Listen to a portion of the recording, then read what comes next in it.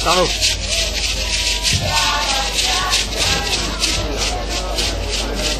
Yeah, man. Salud.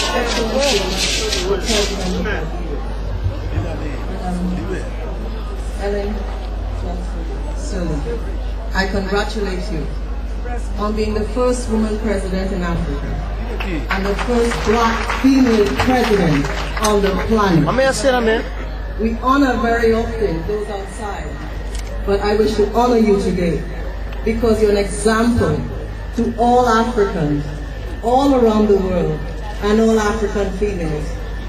We honor our brother and son, Barack Obama, rightfully, but I would like to see Liberia stand proud because here in Liberia, the land of liberty, that has come together today to form and inaugurate the National Council or House of Chiefs for Liberia, that Liberia has done such outstanding things regardless of the trials and tribulations the country has been through, and needs the support of their mother to move forward and continue because a house half built cannot stand.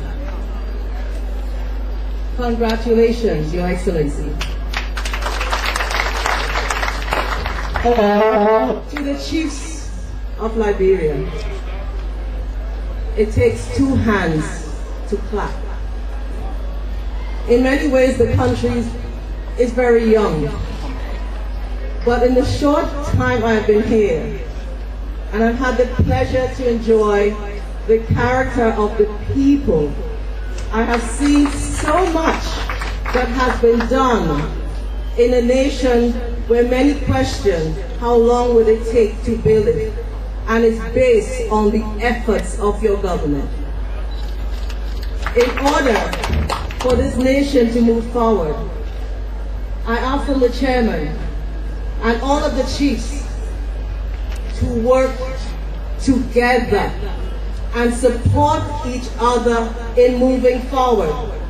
The National Council will not prosper and stand if it does not work hand in hand with the national parent of the country, which is the government. We talk about unity and a unified Africa. Let us not bow down to lip service, but let us be that unity by showing a unified front and standing together as one people. We have done something that is incredible. We have gone through so many different times in history. I can tell you the history of the throne and why we still exist. What God put together, no man tear asunder. The African nations have gone through so much.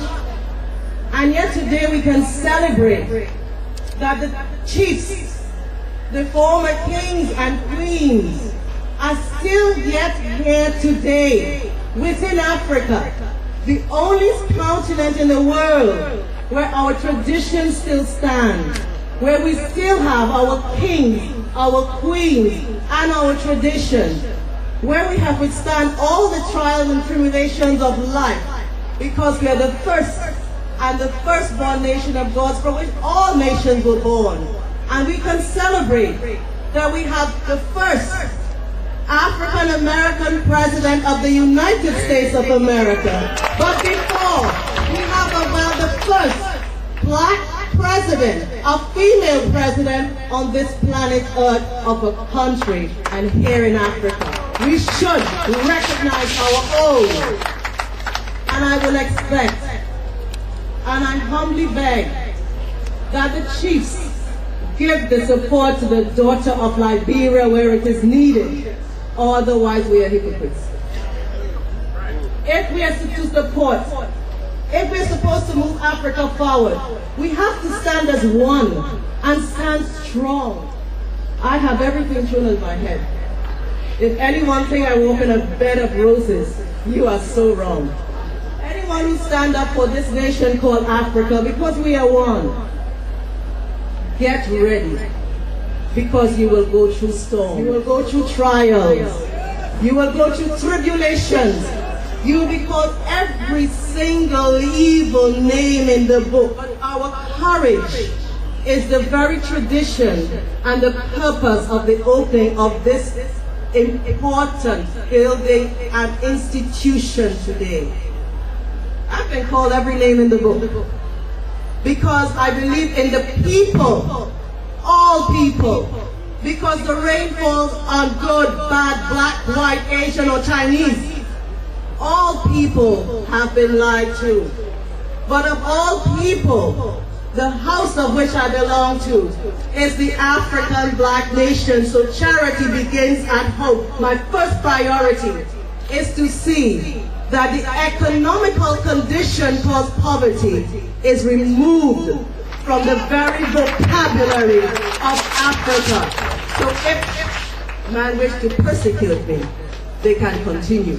But you do not persecute, but build the woman who has broken thousands of years of history and our own history and our own ideas and traditions and hypocrisy that just does not, as the youth will say, jive with what has to happen today.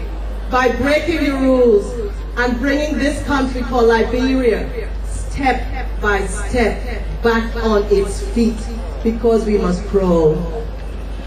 And then we say step by step before we can walk. So please, I beg of you, all of the chiefs of the 15 districts, exercise patience. And no matter what is thrown at Liberia, a strong country, a rich country, rich in resources but richer in the character of its people, stand tall. And I challenge the women of Liberia. We say we are united as women, then you unite behind your sister and build Liberia. All of those and the chiefs and chairmen, unite as one, because it's the unity and it's our tradition that gave me the courage to stand here today.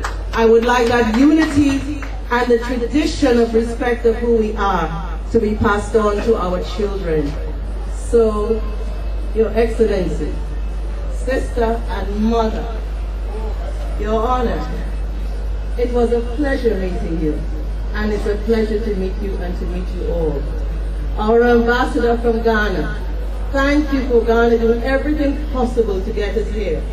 And to all the guests from the United Nations, from the nations within Africa, thank you, because it shows we are all one. The sun is shining on all of us. Let us come together and unite, and let us move forward and make the world a place where God can again smile on. Thank you for being here. Before I stop, I have to mention the Carter Center. I must say, before coming to Liberia, I've heard a lot about the Carter Center, but I was not informed how much they have been doing here.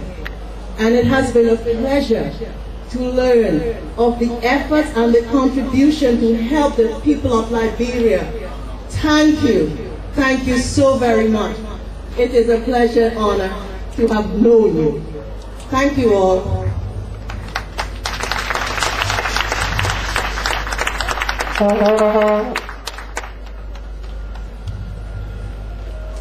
Excuse me. I wanted to keep the speech short.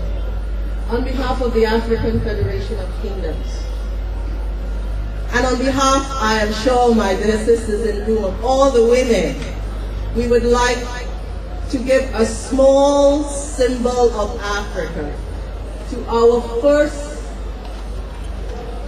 Black female president on the planet called Earth.